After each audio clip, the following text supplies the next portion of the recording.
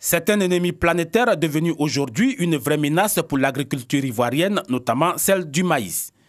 Ce sont les chenilles légionnaires d'automne capables de provoquer des pertes de récoltes pouvant atteindre les 100%.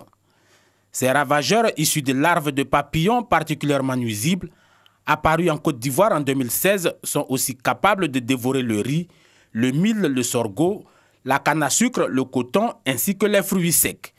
D'où la nécessité de mettre en place au plus tôt des moyens efficaces pour y faire face.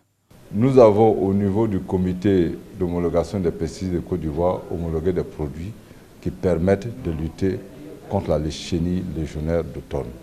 Et ces produits sont disponibles chez les revendeurs, chez les distributeurs à l'intérieur du pays. Mais l'insecte présente une grande résistance aux produits phytosanitaires et est à même de se propager à une vitesse vertigineuse. Pour échapper aux pesticides, en effet, les chenilles légionnaires descendent dans le sol pour se mettre à l'abri. Les chercheurs disent qu'avec la terre, elles se fabriquent un cocon protecteur qui leur permet d'avancer, comme dans des galeries souterraines.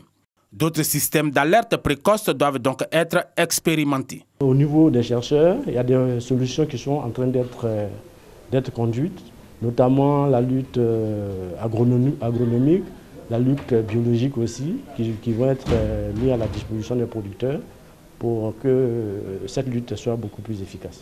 En 2018, l'Organisation des Nations Unies pour l'alimentation et l'agriculture, FAO, a lancé un guide complet afin de lutter de manière intégrée contre le ravageur. Ce bouquin, basé sur l'apprentissage et conçu pour les champs-écoles des producteurs, est rempli de conseils pratiques.